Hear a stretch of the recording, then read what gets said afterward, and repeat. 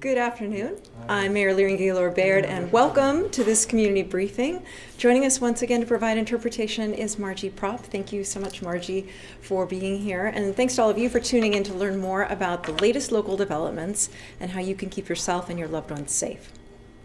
So about a year ago this week, on March 6, 2020 to be exact, the first case of the novel coronavirus was confirmed in Nebraska. And around that time, the girls' state high school basketball tournament went on as planned, but our situation changed quickly, and the boys' tournament the following week saw its attendance limited to immediate family members only. And that week last year marked for many of us the point in time when the pandemic first felt real. The very next day after the Nebraska State Activities Association, or NSAA, made its announcement about changes to the boys' tournament, the NCAA announced that they too would be making changes. The NBA followed suit, and the word bubble took on a whole new meaning for us. Fast forward to this year's state high school basketball tournaments, and the progress we've made as a community is palpable.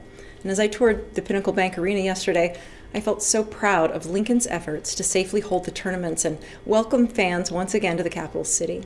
Our community is fired up, and PBA is ready for about 60 games over the next 2 weeks, with 5,000 seats available for every game. To protect spectators, every other row of seats is blocked off, seating will be available in groups of 8, and the venue will be thoroughly cleaned after each game. And with these safety precautions in place, we are thrilled to be able to welcome fans back to this signature event for our community. The NSAA has worked closely and tirelessly with our health department on the tournaments, and today we are happy to welcome Jay Beller, the NSAA Executive Director. Thank you so much for joining us today, Jay. Thank you. Thank you, Mayor. Yes, quite a difference down at Pinnacle Bank I just came from, and fans having fun. We have 3 games in the books already, 57 more to go, and we're excited about that. We still have work to do, and we understand that. We've worked closely with a lot of different organizations to make this go, and we're excited to where we are today. I really didn't have an idea of last year when I was called to the offices here on what was going to go on, but limited attendance, canceled games, contact tracing, things I didn't know much about at that point in time, and so over the year we've learned a lot. Going through this year, I find that Nebraskans are truly resilient, and I want to personally thank each and every one of the sacrifices you have made. From the NSA standpoint, we pulled together and made it work for our kids, giving them opportunities to participate. And when I say that, I was on a Zoom call with the other states across the United States, and of course we're one of 51, and there was 8 states that as a month ago, for 8 months, haven't been doing anything. And so with the efforts of a lot of people, we were able to give our kids the right to participate, and they thoroughly enjoyed that. I'd like to, at this time, thank Mayor Gaylord Baird and her staff, Governor Ricketts and his staff, Pat Lopez and her staff, Lincoln Public Schools, Steve Joel and Kathy Wieskamp and their staffs, and even Tom Lorenz at Pinnacle Bank, Jeff Mall at the Lincoln Convention and Visitors Bureau, for making the next couple weeks possible and hopefully very successful. These groups, we've learned to work together. Maybe we met with circumstances that were beyond our control, but I think that when we work together, a lot of good things can happen. Once again, I go back to our kids and our parents are blessed to be in a state where people will roll up their sleeves. They'll work hard at doing the best for our kids, and we sure appreciate that. There's a lot of games to go on. The weather is beautiful. The hotels and the restaurants are waiting for everybody, so please come out and join us the next 4 or 5 days of this week for girls, and 5 days next week for boys. We had to make our tournaments a little bit longer because of some of the things we did to get more people in to see the games, but so far everybody's been really positive, and it's going well. So thank you very much once again, Mayor, for the opportunity, and thanks to everybody in Lincoln. for doing what they're doing, because our end game way back when we start these seasons is let's do whatever we can so the boys and girls can have their tournament games played later that season, and we've been able to do that. So thank you very much.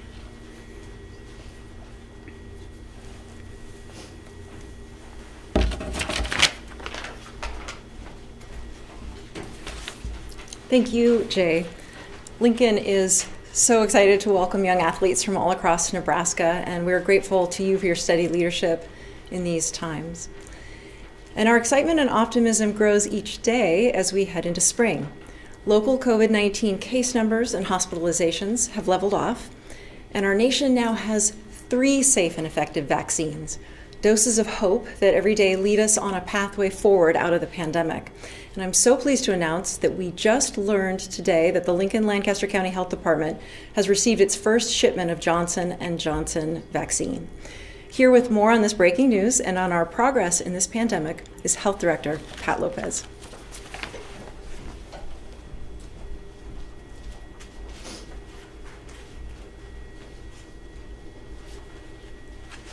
Thank you, Mayor.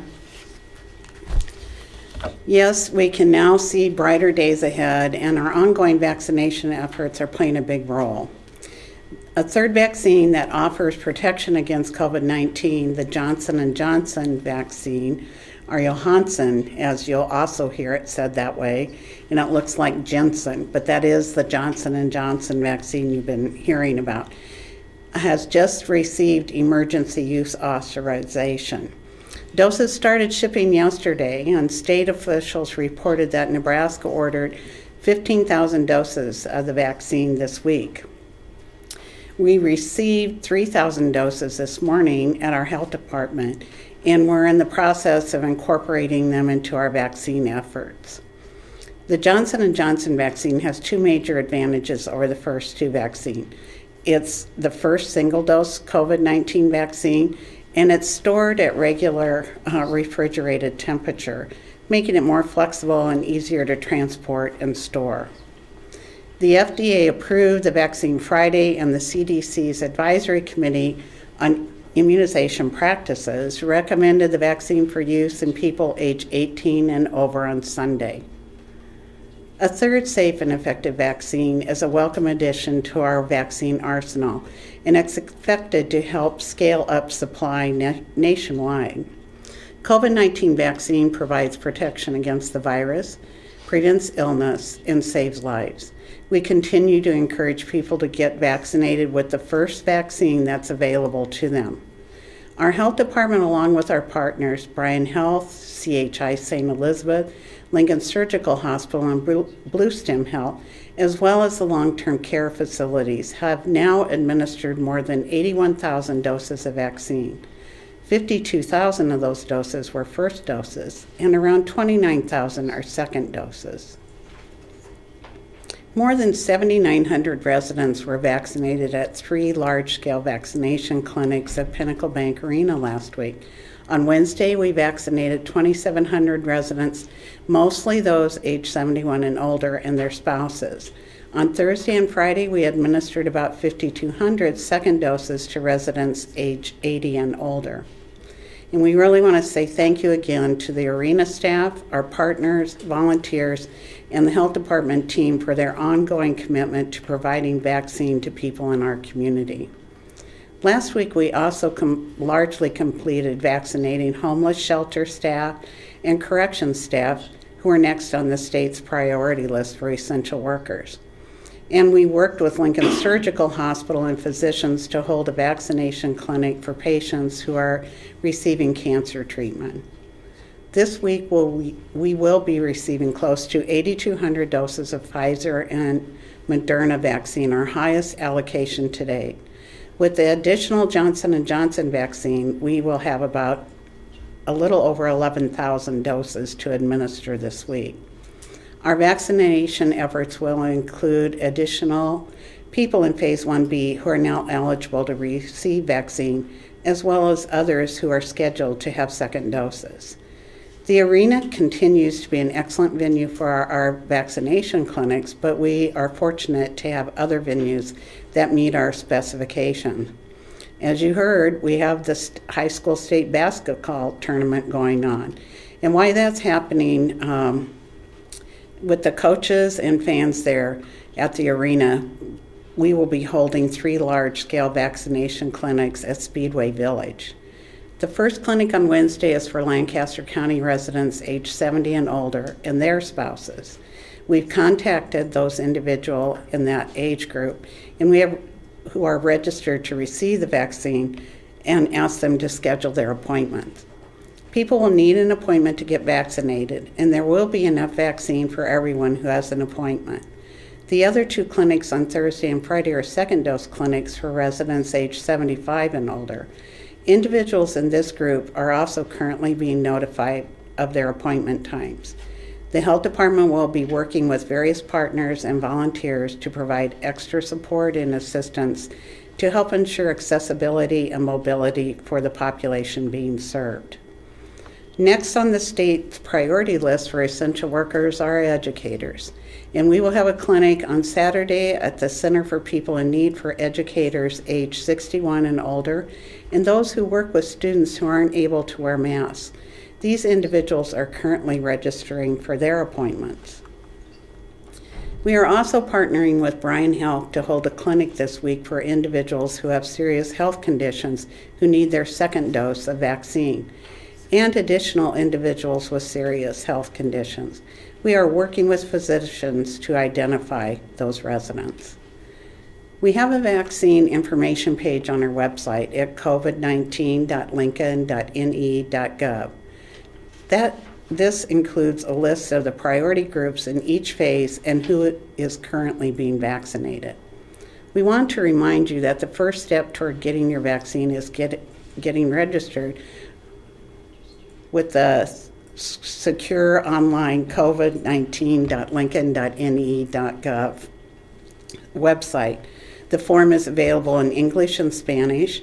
As doses become more available, those who are registered will be contacted to schedule an appointment to get vaccinated. Registration is open to all county residents.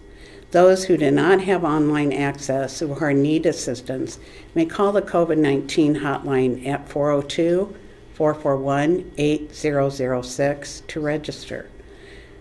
Our health department also has interpreters available to assist callers who speak other languages. We continue to enhance our clinic process so getting vaccinated is as safe and smooth as possible. We were happy to welcome the governor last week at one of our clinics, and he called in an impressive operation. He visited with some of those receiving vaccinations who shared their positive experiences. He also got a firsthand look at some new technology.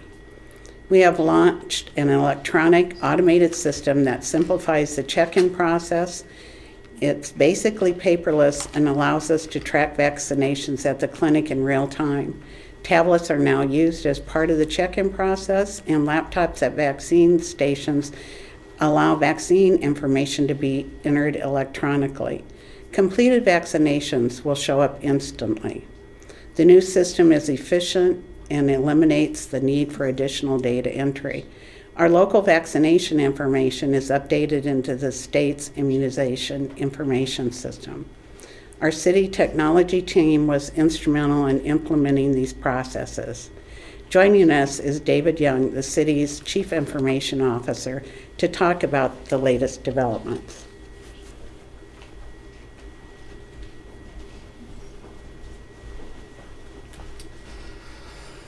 Thank you, Pat. I appreciate the opportunity to come in and speak. Well, we've done a few things, learning in this process, starting out with paper, making sure that the vaccines were deployed, and then embedding some IT professionals in the process so that they could learn from nurses, from volunteers, exactly how it was working and get that real-world experience before we built our electronic application. It all starts if you go to the City of Lincoln's website or Lancaster County's website and click on the link, Register Now. Once you register, your information is stored in a secure system, and then the health department professionals will add you to a call-out list for a given number of clinics in a week. So you get a link that says, or a phone call that says, select your date. When do you want to come in and sign up for your time to come in and get your shot? I think it's very important that when you look at the information that we're asking for online, it only takes about a minute to sign up. It's a very short amount of information. That information is held securely, and then once you get your vaccine, that information is provided to the state, all electronically. So we are excited to be a part of this process, really honored that Pat and her team gave us the opportunity to come in and learn in the beginning, starting with paper and then building this application. Thank you.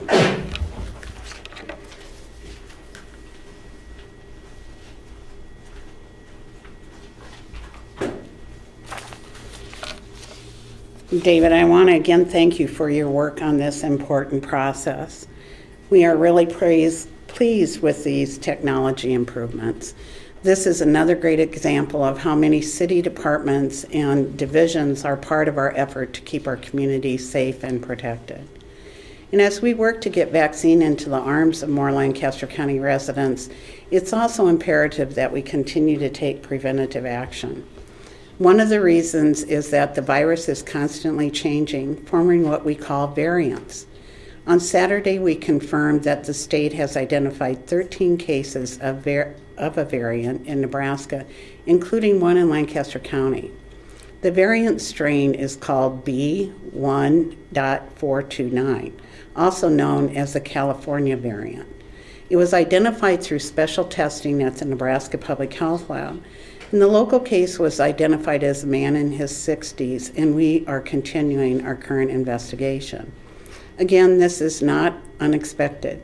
Just 2 weeks ago, Dr. James Lawler from UNMC was part of this briefing to share information about the variants and the safety and effectiveness of the vaccines. If you missed Dr. Lawler's remarks, you can find them on the Lincoln Lancaster County Health Department Facebook page. Less is known about the California variant than the other variants, but is likely more easily transmitted. Since variants can spread more easily and quickly, they may lead to more cases of COVID-19.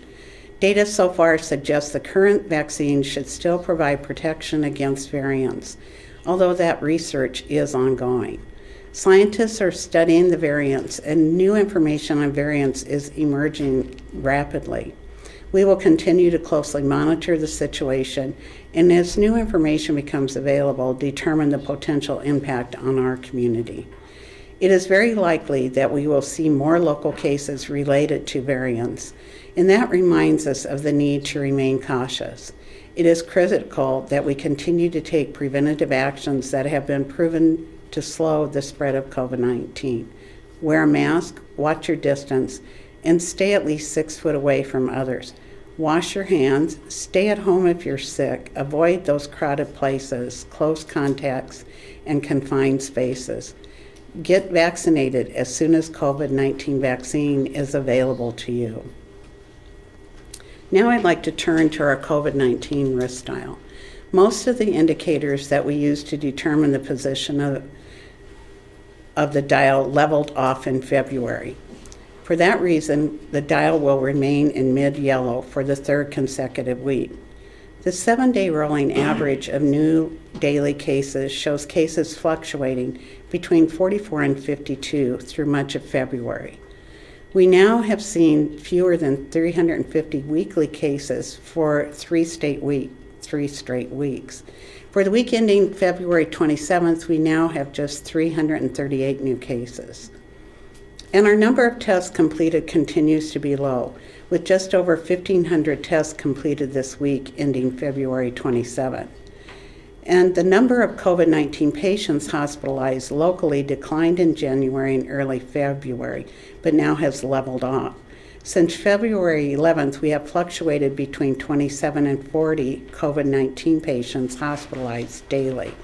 Today, we are reporting 40 hospitalized, with 25 of those community members from Lancaster County and 15 others from different communities.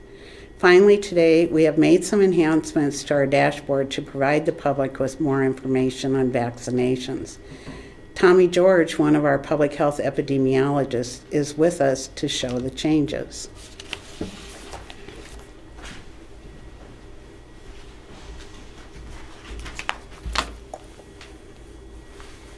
Good afternoon. I want to start by thanking our geospatial services team for their work on these enhancements. We've added total vaccinations, first dose vaccinations, and second dose vaccinations to this dashboard to provide a general understanding of how many vaccinations we've provided to date. Currently, we've administered over 80,000 vaccinations, including over 52,000 first doses and nearly 29,000 who have completed the vaccination series. This chart shows the population percentages by race and ethnicity based on the most recent available census data in comparison to the percentage of all people vaccinated in each racial and ethnic group. The yellow bars are the percentage of those vaccinated who are in that group, while the blue bars are the percentage of the population in each group. The health department is using these data to inform our targeted outreach about vaccine safety and efficacy. The next chart shows the population percentages by age group based on the most recent census data in comparison to the percentage of all people vaccinated in each age group. Thanks to our community's efforts to vaccinate those aged 65 and over, we see a large percentage of those vaccinated are 65 years and above. The main reason why there is still a large percentage in younger age groups is due to the vaccinations of healthcare workers in Phase 1A and other eligible populations in Phase 1B. The next two charts show the number of weekly doses. One chart shows the number administered by week, while another shows the cumulative number or the total number of vaccinations administered to date. This helps us understand how many vaccinations have been administered in our community over time. And the following charts show the number of weekly first doses and the number of individuals who have completed their vaccinations. Right now, it reflects the number who have completed the 2-dose Pfizer and Moderna series. In the future, though, it'll also show how many have received a single-dose Johnson & Johnson vaccine. These charts help us understand how many people have started to be vaccinated and how many have completed their vaccinations. Thank you.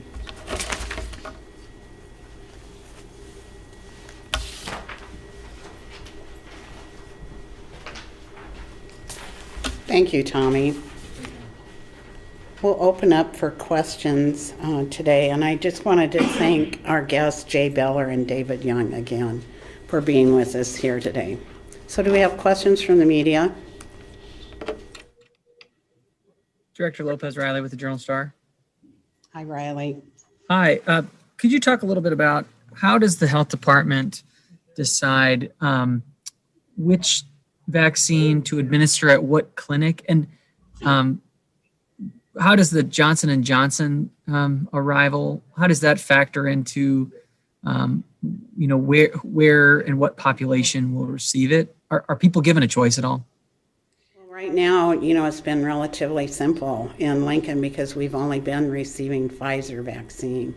But we've been working on, as I said, we just received our Johnson & Johnson doses today. And we're working on how we'll be able to work with those in our essential infrastructure group. So it's quite likely that that'll be available to our educators and there are other groups that may benefit from that, such as our homebound individuals. So we're just working through the process right now, Riley. But the biggest thing is, if you're offered a vaccine, the most important thing is to take the vaccine that's offered.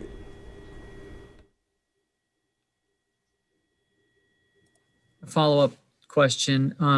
How long do you think or project that the vaccines for the educator population group will take? Well, we have over 20,000 individuals to vaccinate, and since we've only been allocated 10% of our current doses until we get to the 65 and under, and I think it'll be a few more weeks before we get to through that age group to those 64 and younger. It probably will take some time depending on how much vaccine we receive. And if you remember what the governor's recommending we do once we get through the 65 and older is that we then switch to 90% of the vaccine going to those and those other infrastructure areas, of which educators are a group in there.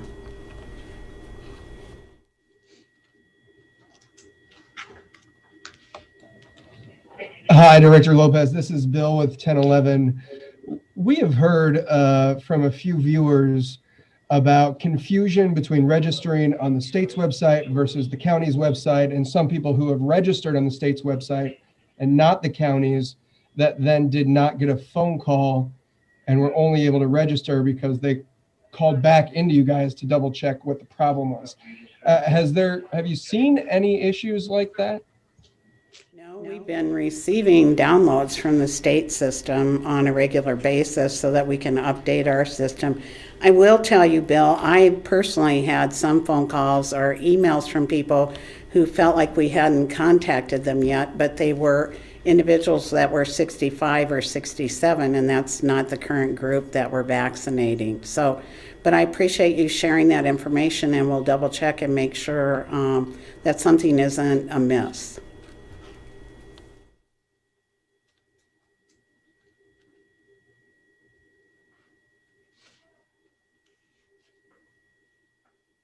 Anything else today? Director Lopez Riley with Journal Star. You talked about the 3,000 doses of Johnson and Johnson in the state receiving about 15,000. Do you expect that number is what or percentage is what Lancaster County will receive in the coming weeks, or do you expect more? And where do you think dose allocations will trend for Lancaster County? Do you expect that we'll receive more based on our population? I do know that originally the state requested the 15,000 doses, and we received those today.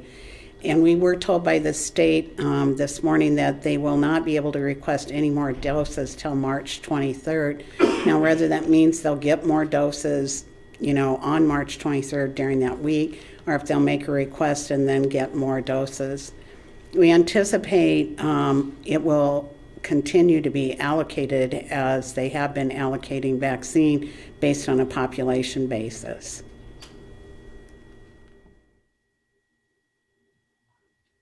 Director, this is Brent with Channel 8. I've seen some national reports that say there's a growing number of people not returning to get their second doses. I know the governor said a few weeks ago there was about 6,000 people in Nebraska who hadn't. Have you seen that here in Lancaster County, or is everyone showing up so far to get their second dose? Brent, that's an easy question to answer for me.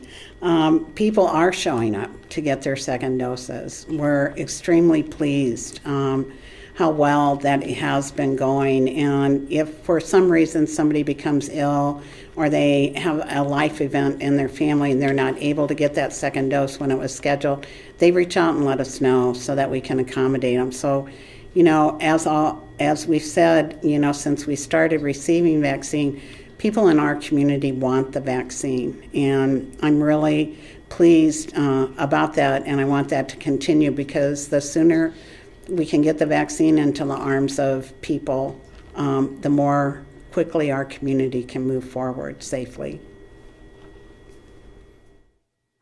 So far batting 1,000 or pretty close to it?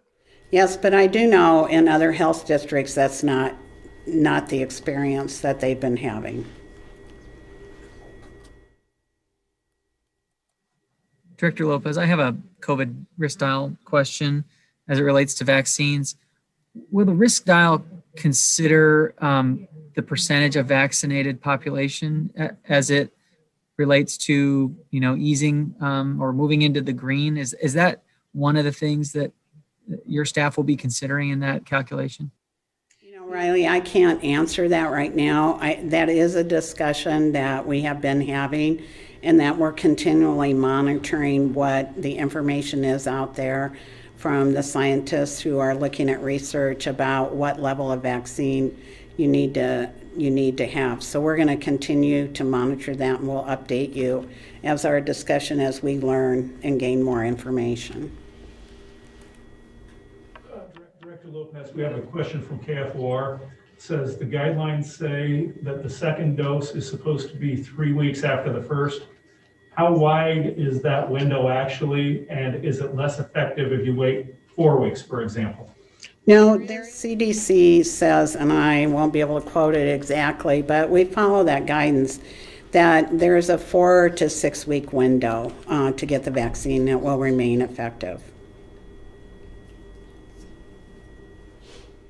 Director Lopez, another vaccine sort of related question. Obviously, the arrival of the Johnson & Johnson means that more people are going to get vaccinated sooner. Do you have any concerns that the social distancing practices employed at businesses controlled by the directed health measure, the social distancing at restaurants and whatnot, it might lapse as people become more comfortable with vaccine arrival? And have you seen any fall off or slippage? We haven't seen changes, and we continue to monitor, but Riley, I think that was one of the things I was really trying to emphasize, and I think it's really important for people to understand that right now, especially with the appearance of variants in our community, we really need to continue to follow those measures that we've been doing. We know in Lincoln that it's made a tremendous difference in the number of cases that we've had and the number of deaths that we've seen. And I think it's really important that we continue to follow those measures of wearing a mask, keeping that distance, and washing our hands. So we're going to keep emphasizing that, and I think you hear the governor emphasizing that at all his news briefings. It's just really critical at this time with the appearance of the variants that we do that, even though it's very exciting that we have vaccine, and I'm looking forward to us having even more vaccine, and we're prepared for when that happens. Director Lopez, this is Bill from 1011. Kind of related to that, is there a certain threshold that we would need to hit to ease back on that mask mandate, as we have seen some other communities in Nebraska start to do so? Bill, we're not looking at a threshold for the mask mandate in terms of vaccine. We're looking at in the number of our cases and our positivity rate. And I want to give you an example. In Grand Island, they eased back from the mask mandate. They currently are having another outbreak in their meatpacking plant right now, where over 44 individuals are now infected with COVID. And that has carried out into the community again, much like the first time this happened. So I think is a really important example of why the mask mandate, why the masks make a difference, why washing your hands and keeping your distance, and why we need to stay in tune with that until we get further along in getting more people vaccinated. Unrelated question. We're about 2 months from the spring game right now. Are there ongoing conversations with the university about whether we'll have fans? Yes, there are, Bill, and we'll probably have some information to share in a couple weeks. We're meeting with the athletic department on a weekly basis. We have another question from KFOR. It says the City Council has scheduled a March 15th public hearing and vote on ending the declared COVID-19 emergency. Do you think doing so is a good idea, or would ending the emergency be premature in your opinion?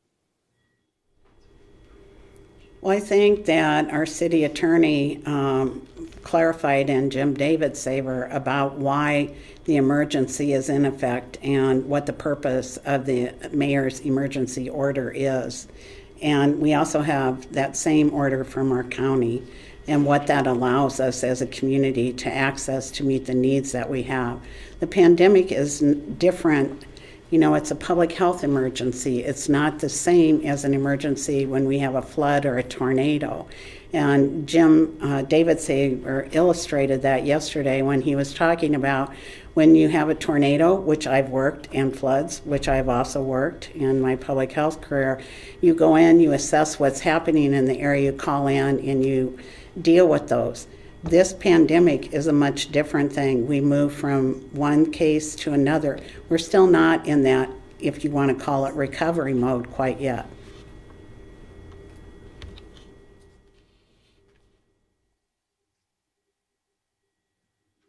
Thank you.